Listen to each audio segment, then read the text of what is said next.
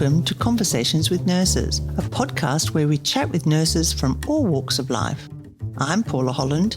Join me as I take you into an inside look into the nursing profession, where we explore the human side of healthcare and gain insight into the dedication and compassion that drive nurses to care for others. So grab your headphones and come along for the ride as we dive on Conversations with Nurses.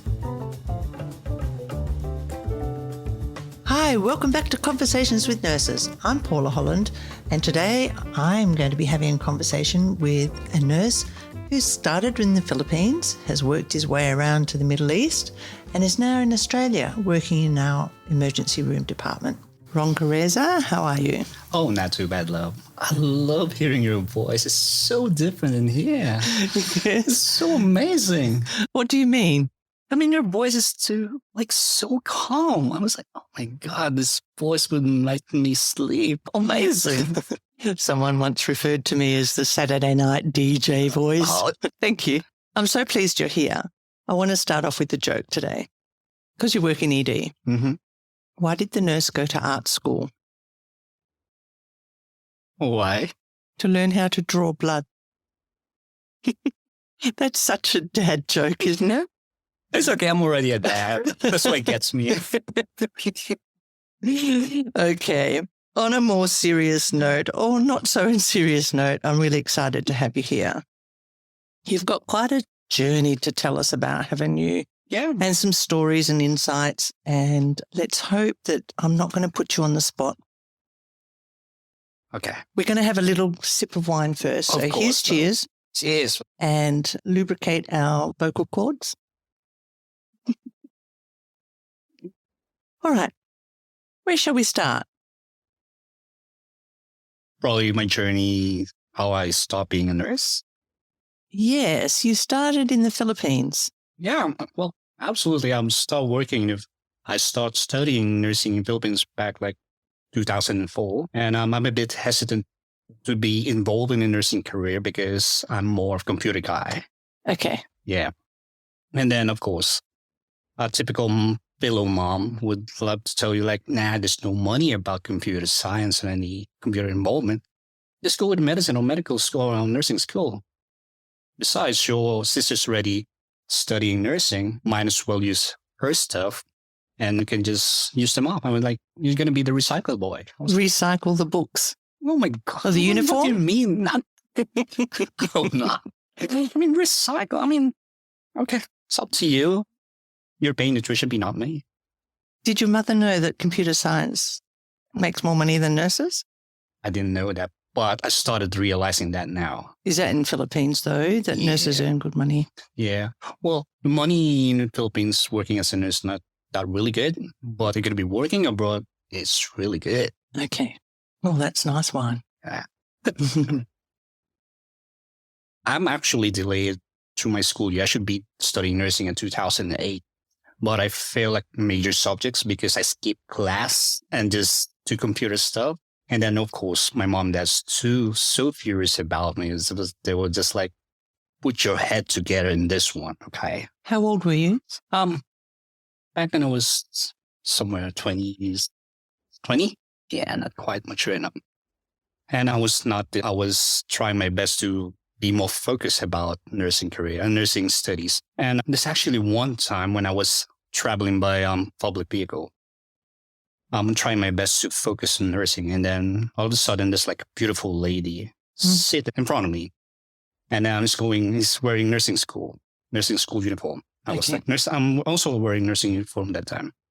I was like thinking, if this beautiful lady turns out in my class as well, I'm going to much together. You're going to get your shit together. Yes, that's it.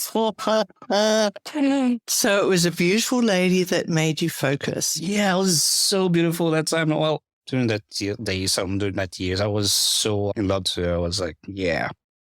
And then eventually when I went straight to my room, to the classroom, I'm doing the discussion in there.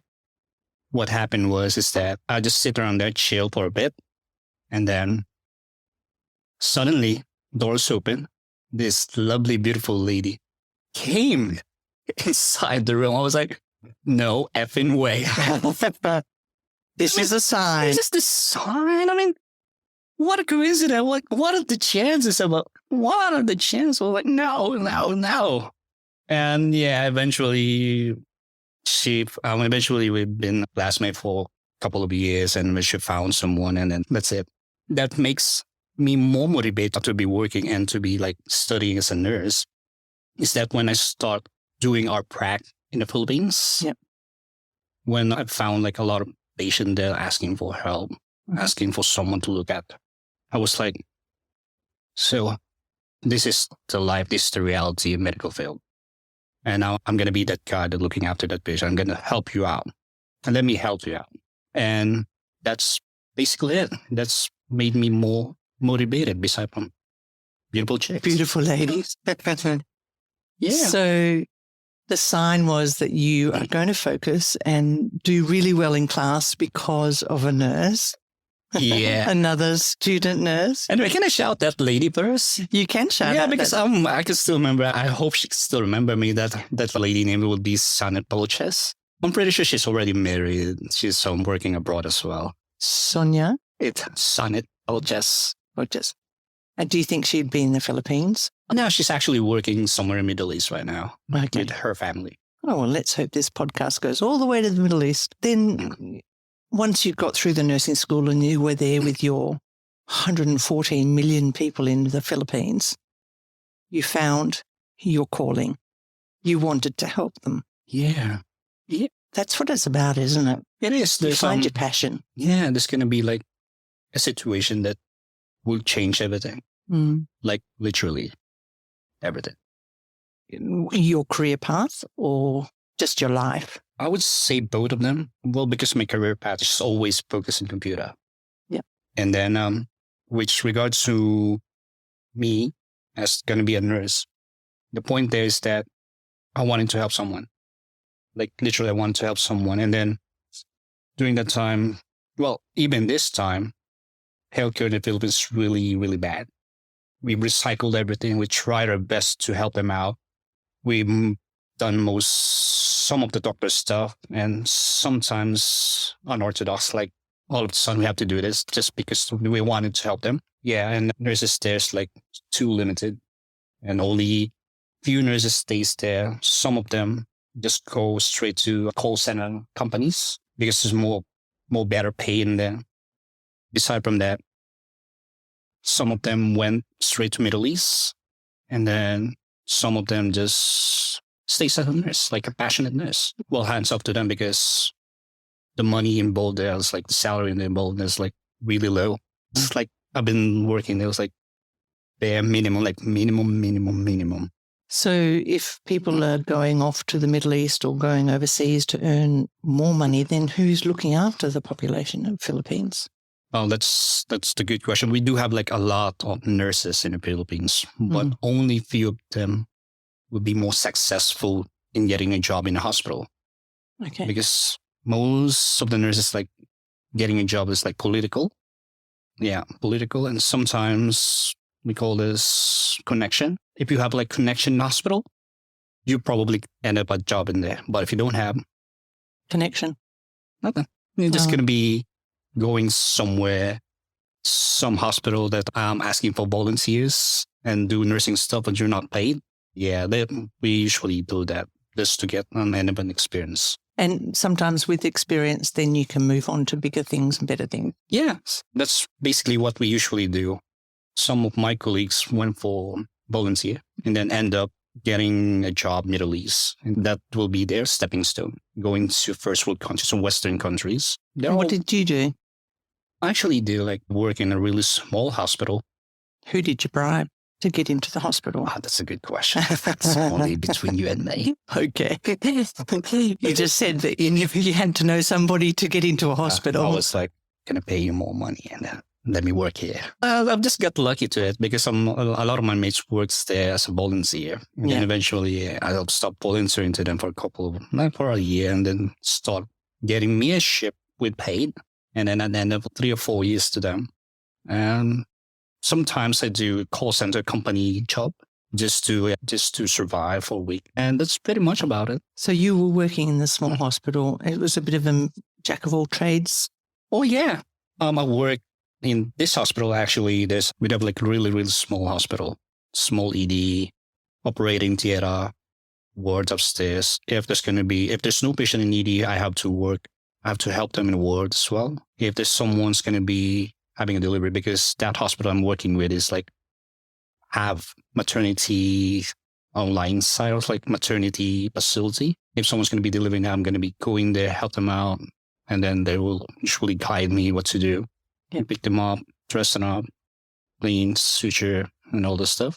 After the baby's been delivered? After the baby's been delivered, there's going to be another nurse going to be looking at it. And then that's it. And then if everything's settled down, go back to ED. Then ED nurse again. You really do get a good rounded training and experience, don't you? Oh, yeah. The only downside about that is that it's confusing. It confuses your role. If you're going to be in ED, you should be in ED. You should know all the stuff, all the protocols, all the things that you have to do. If you're going to be doing wards, you're going to be in wards. Just be in wards.